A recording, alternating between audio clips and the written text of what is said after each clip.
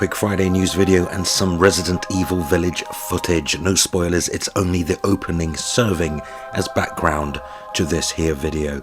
And it looks like all three console platforms are selling extremely well, with the Nintendo Switch taking the top spot as the best selling console with approximately 468,000 units sold for the week ending April 24th according to VG Chart's estimates.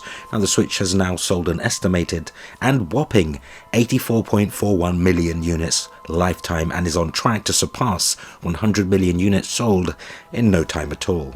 Sony's PlayStation 5 sold an estimated 187,660 units to bring its lifetime sales to an impressive, for a newly launched console, almost 8 million units. The Xbox Series X and S models managed 88,270 units to bring their lifetime sales to 4.75 million units. Very impressive indeed, and not far off the 5 million mark.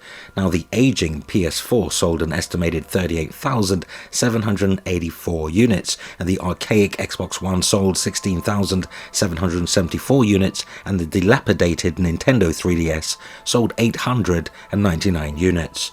Impressive stuff for the current crop of gaming hardware, and we're almost certain ready to see PS5 break that 10 million milestone as soon as they can get, or assuming they can get, more units out into the wild. Which segues nicely into our next news item, courtesy of our friends over at PSU.com. So Sony will begin production of a new redesign PS5 console in 2022. That's according to a new report on DigiTimes.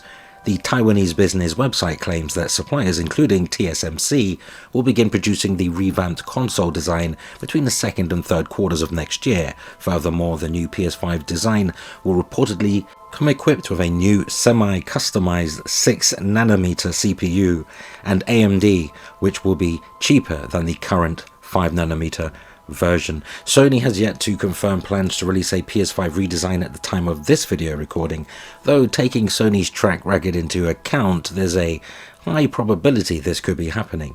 Though if you're concerned you've picked up a launch day or fairly recently purchased a PS5 and already your unit is old and redundant, then fear not.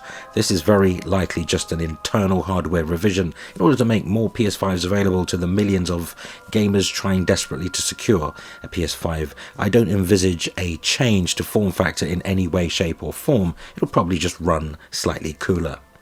Now, quite a few people have also asked me if Sony will produce a PS5 Pro, well, a mid-gen upgrade model, just like the PS4 Pro.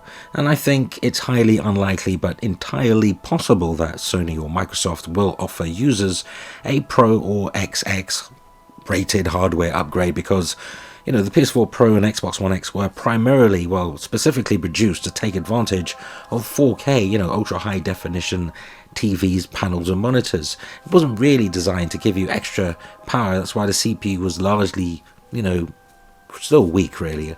But yeah, the proliferation of 4K TVs was, you know, getting quite popular among, you know, the consuming market, and Sony decided to, you know, they sell TVs, so why not make a 4K ready game console, and a Microsoft followed shortly after.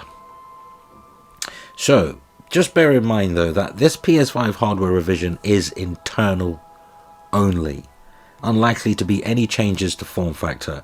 Now there's two PS5 game rumors for you, and they are for now rumor, so don't get too carried away, will you? So rumor number one, Sony is considering a re-release of PS4 mega hit and Guerrilla Games, in my opinion, best title to date, Horizon Zero Dawn, the complete edition for PS5 this summer. It will come with 60 FPS and extras, maybe ray tracing, who knows. Wouldn't that be nice though, particularly with those God ray effects in Horizon Zero Dawn. Now if this happens, expect something like the excellent Spider-Man remastered on PS5. Not a remake, more of a remaster. Though interestingly, I've heard nothing about a PS4 to PS5 free upgrade path for existing owners of the game, but it certainly doesn't mean it won't happen. So, rumour number two, The Last of Us remake apparently uses an enhanced, upgraded The Last of Us Part 2 engine, with groundbreaking DualSense features enhanced with ray tracing, 4K 60 visuals, 3D audio, and the remake is said to feature much more wider open spaces, more characters and animals, and a big surprise. Plus, 0 loading times while in game, obviously. Not bad, eh? I wonder what that surprise is though. Stay tuned for more of those juicy nuggets. My name's Fox, and I don't answer questions.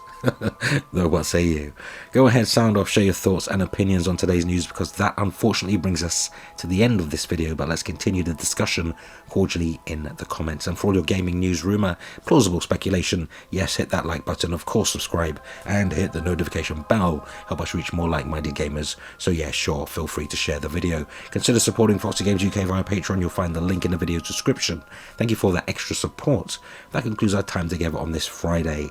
Have a great weekend. It was certainly good hanging out. Until next time, play games, not corporations.